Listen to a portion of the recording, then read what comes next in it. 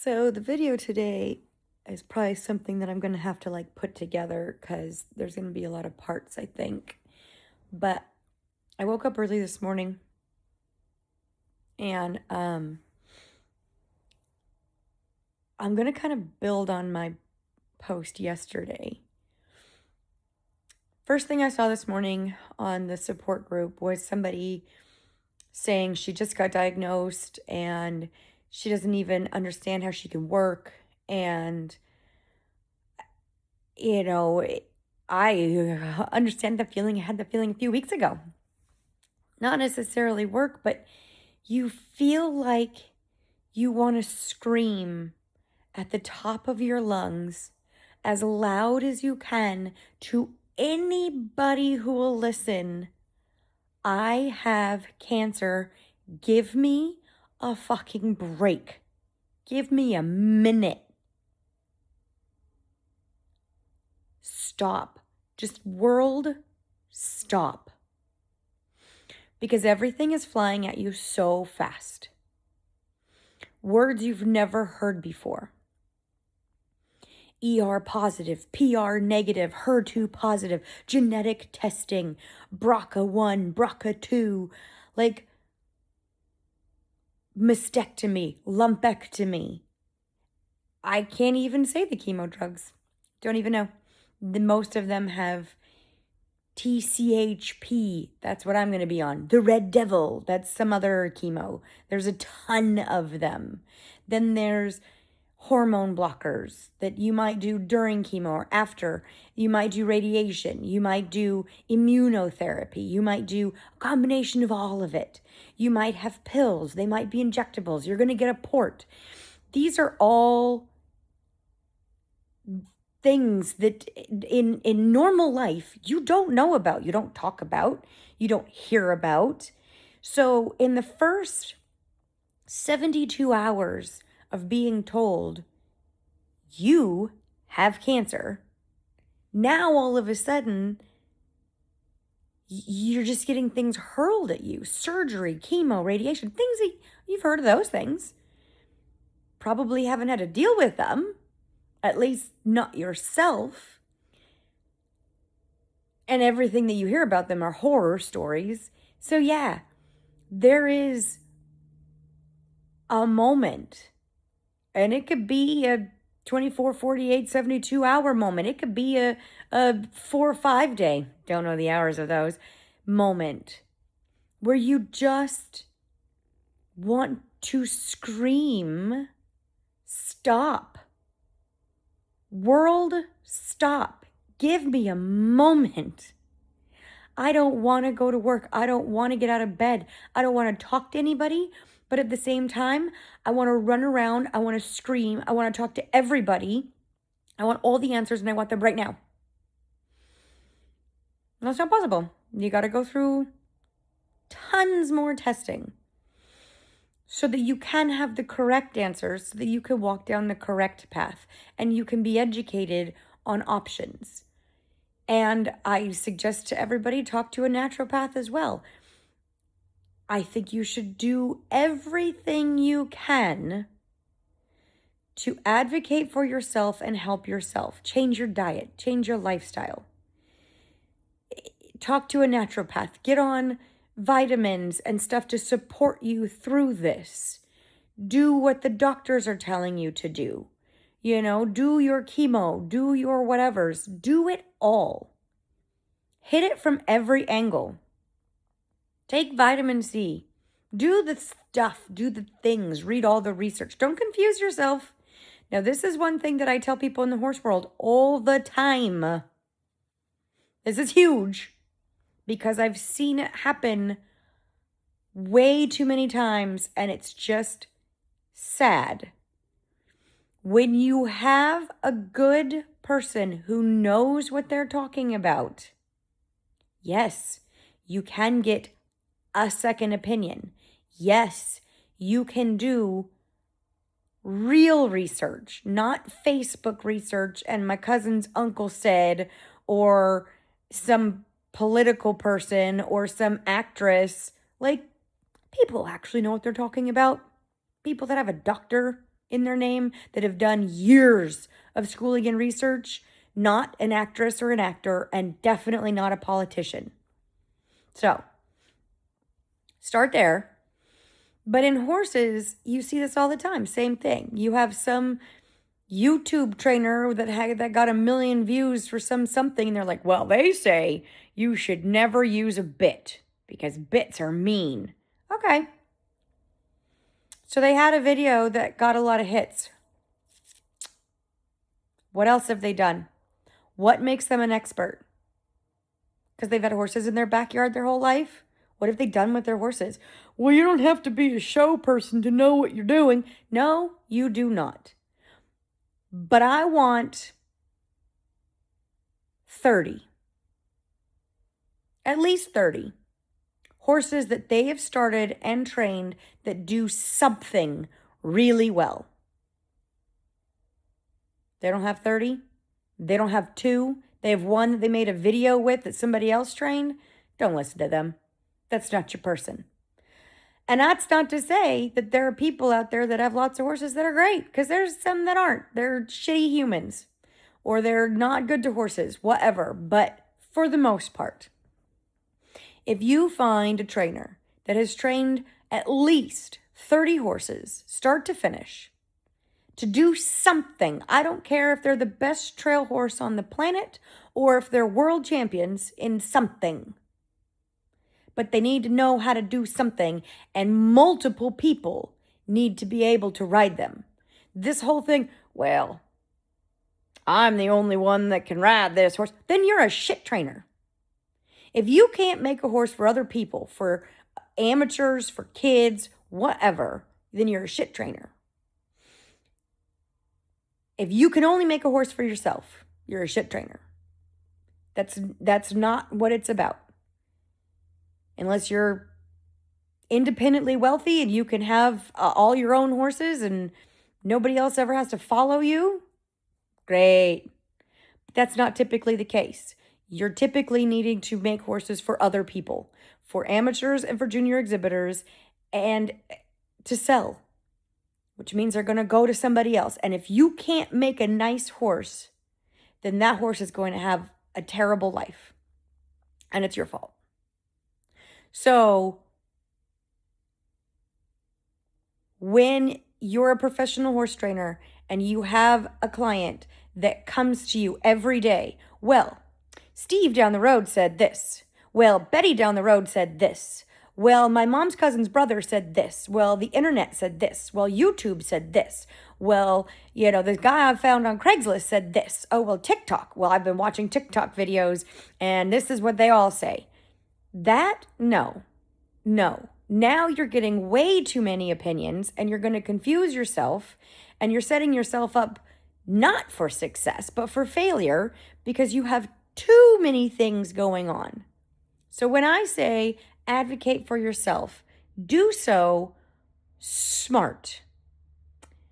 Do so with real professionals.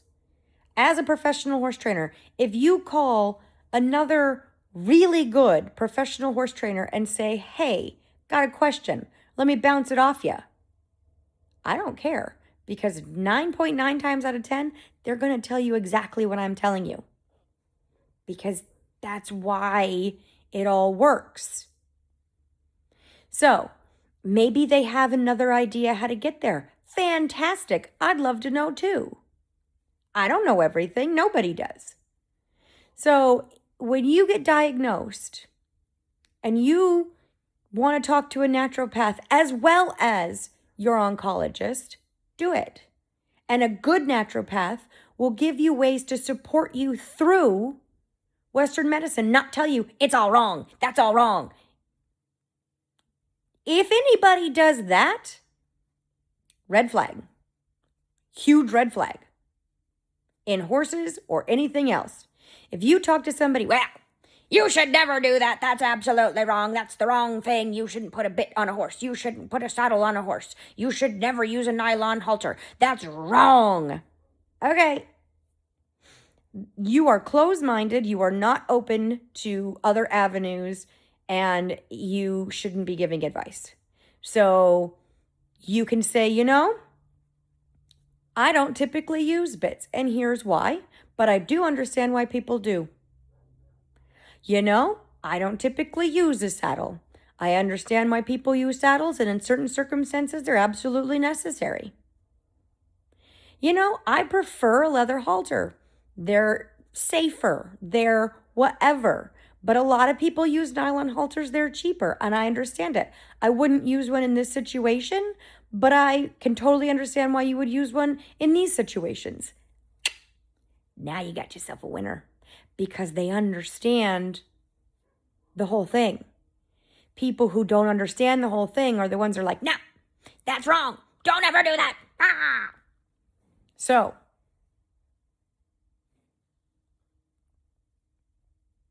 when you get diagnosed with cancer, you want all the answers right now. You want to scream to the world to just come to a screeching halt and let you breathe. Oh, I know. But it's not going to happen. And I will tell you that going to work is so helpful because it's normal and you feel normal. If you let it be, it can be a huge relief to walk through the door and be normal for the day before you have to think about cancer again or treatment or testing or whatever. Just go and allow it to be normal and change your mindset. I don't have to go to work. I get to go to work. I have the privilege of being able to go and work. It's all in the mindset. I get to. I don't have to. I kind of have to because I got to pay them bills. But I get to go earn money to pay the bills. I get to go work with beautiful horses and fabulous people. I get to go into a barn and smell the shavings and the leather and the horses. I get to ride outside in the sunshine, in the blue skies. Change your mindset. Keep trucking, one foot in front of the other. Keep rolling. I know. You want to stop and you want to scream. For probably the first couple of weeks. I mean, walking into a store, and if somebody was snotty or rude, you just want to scream at them, I have cancer. Be nice to me, I have cancer. First of all, they don't have to care. They'd be like, that's fine, loser. Like, it is nobody's problem but yours. Yes, it sits squarely on your shoulders. I saw another couple posts. Some lady saying that her husband said that he loved her, but he doesn't want to be around her. And then another lady posted that somebody in her family told her she talks about cancer too much. Like, okay, first of all, dicks. Second of all, we're all people and we are all trying to navigate this. One of my biggest concerns is my husband because I love him and because I care about him and his well-being. And no, he doesn't have cancer, I do. But now he has become a caregiver. And as somebody who was a caregiver, I was my mother's caregiver for years, day in, day out, all night, all day. That's real deal. And no, he's not going to have to be my caregiver like that. But there's going to be times that I'm going to be like, baby, can you give me some water? And he married a strong, independent woman, not somebody who needs caregiving. So yes, I worry about him. Not because he can't do it, but because it's a lot for him. And yes, I think about how I can still be there for him, how I can be a wife to him, And yeah, I'm talking about sex. I'm talking about all that stuff because I know I'm about to be thrown into menopause where I'm not going to want to do it. And they're going to chop my boobies off. I'm not going to feel sexy. That's not his fault. That's not on him, but he's going to have to navigate it through me. And no, he would never, ever make me feel bad. Ever. I, as 50% of the partnership, need to understand that I am still married to a human being who also has needs. It's not all about me. Yeah, I have cancer. Whoop to freaking do.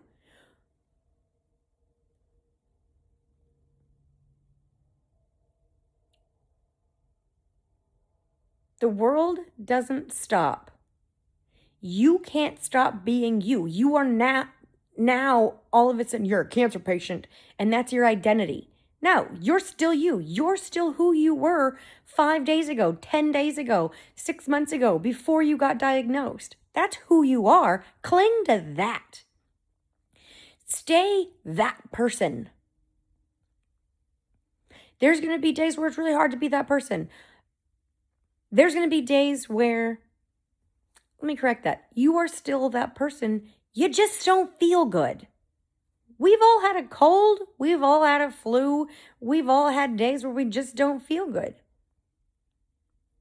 That's fine. But get back to that person when you do feel good. And if you have a husband or a wife or whatever, they matter too. They count. And it's not all about you. Sometimes, especially on the good days, you still have to be a good partner for your person.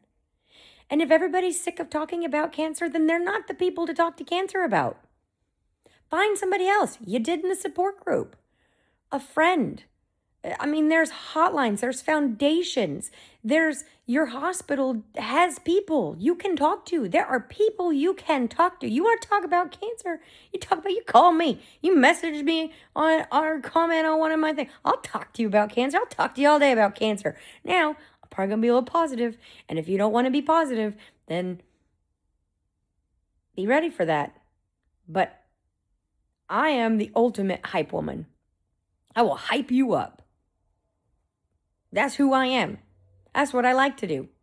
I'm a phenomenal number one hype woman. You don't believe in yourself? Call me. I'll make you believe in you. So, yeah, this was going to be just a short little video. I just woke up, obviously. And, because I had a lot on my mind when I woke up this morning and saw this stuff. And listen, life goes on. It really does. It's all going to pass. And you still have to be you. You are not a cancer patient.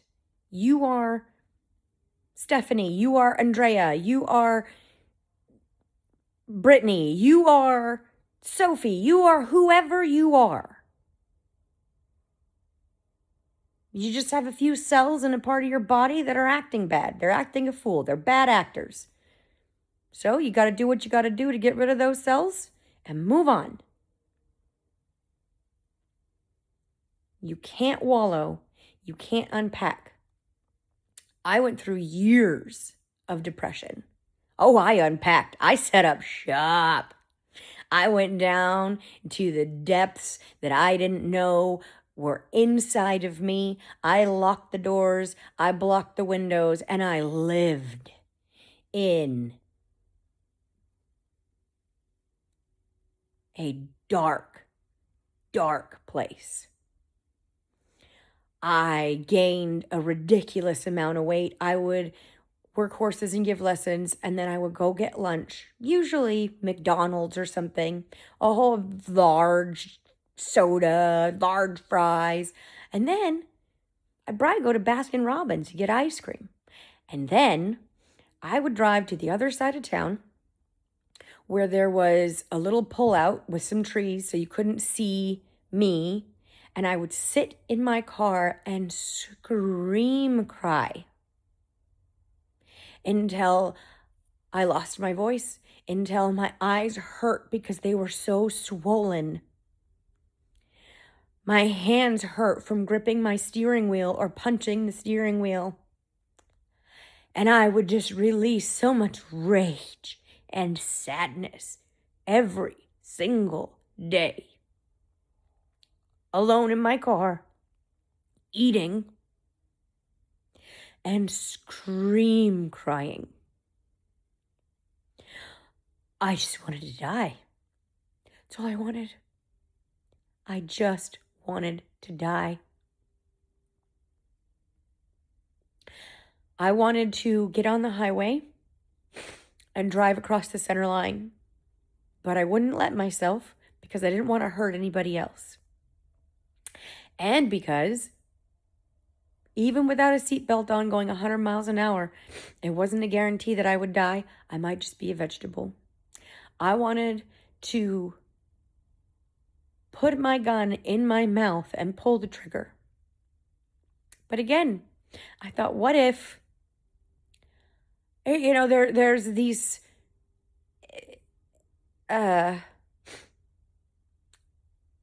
stories of people who got shot in the head and lived, missing part of their brain and lived. What if I messed that up? And I'm a vegetable. The thought of people having to take care of me if I messed up my suicide was enough to keep me from trying it, because I didn't ever want to be a burden on anybody else. I couldn't imagine being a vegetable and having to have people take care of me. And I couldn't leave my cat. A monkey pants was what kept me alive. The thought of how I didn't come home and he would think I abandoned him kept me alive. That and not wanting to be a burden on anybody or hurt anybody. I didn't want to kill myself because I didn't have people who loved me. I wanted to kill myself because I didn't feel like I could handle the pain. After my grandmother died, I was my mom's full-time caretaker.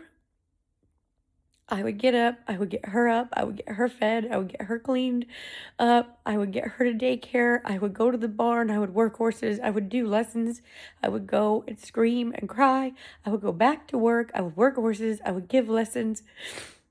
Thankfully, I had Diana. She would pick her up from daycare, bring her home. And then when I got off work, I would go. Dave would make dinner. I would get her cleaned up. I would get her put to bed. If she got up, I'd help her to the bathroom. I'd change her diaper. I would clean her up. I would, if she fell, pick her up. And we would do everything the next day, every single day. I was dying.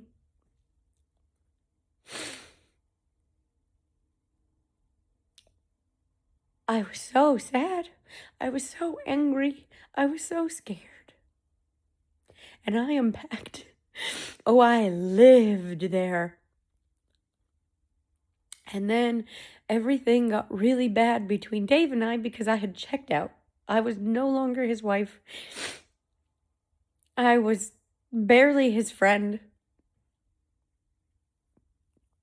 And then, to save my marriage, I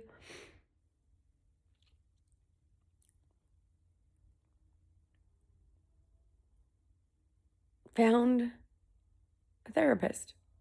And I went to see the therapist, and Dave came with me to see the therapist, and he's the best. Fergie in Santa Fe, he is absolutely the best. And he basically told me to pack up and move out of that dark place. And I did. And on the other side of it, there was a whole new me. And it took a second to really find joy. And I had to wake up every morning and say, I choose joy. Today is a good day. And I did that. And then I decided to get healthy, and I had a gastric sleeve, and I lost 100 pounds, and I agreed that mom needed more care that I could give her. So we decided, in order to afford that, she needed to go into assisted living. So we sold the farm so that it could pay for her assisted living. And I think it's funny because my grandparents did well for themselves. Came from absolutely nothing. A one-room shack where my grandmother made hot dogs and hamburgers for truckers and lemonade. They had milk cartons for furniture. And they made themselves a very comfortable life. And I think people think that I grew up wealthy. I grew up fabulously. I had horses. I showed horses. We got to go to Disneyland and travel and to horse shows and all sorts of things. Things that people, I mean, I had the best life. My mom worked 2 jobs. She trained horses and she worked at a gas station at night so that I could take violin lessons and we could do ballroom dancing and we could do all that stuff. And when my grandmother passed away, I didn't get any money. And when we sold the farm, I didn't get any money. I think a lot of people think that, no, I've had to earn as an adult everything I have. And I don't know, but I was raised to, even though I was raised fabulously. You know, if I ever said the word I was bored, I was outside in the driveway pulling weeds. Like, I had a job in high school. I worked at a gas station at night in high school. You know, we were raised, my mom didn't have any money. We were raised to work hard, and I've never been afraid of work. And maybe that's why this cancer diagnosis doesn't scare me. And I've been in a dark place. I lived there for years. I'm not going back, you know? There's certain things that I've decided just not going back to in my life. And that's one of them. And so I choose positivity and joy every single day. I choose to celebrate. I choose to see the silver linings. I choose the mindset I get to. Because there is no other options for me. I'm not going back to that dark place. So for anybody who's in that dark place, you can move out. You absolutely can. You can choose joy. You can choose silver linings. And for people who were diagnosed, yeah, I understand wanting the world to stop, but it's not going to. It's not going to stop. It's not going to stop if you get sad. It's not going to stop if you get mad. So, might as well choose joy. Might as well keep moving. Might as well go to work and take your mind off of it. I mean, you've got a couple options. Go to a dark, sad, angry place. That will not serve you. Or choose joy. I, for one, choose joy.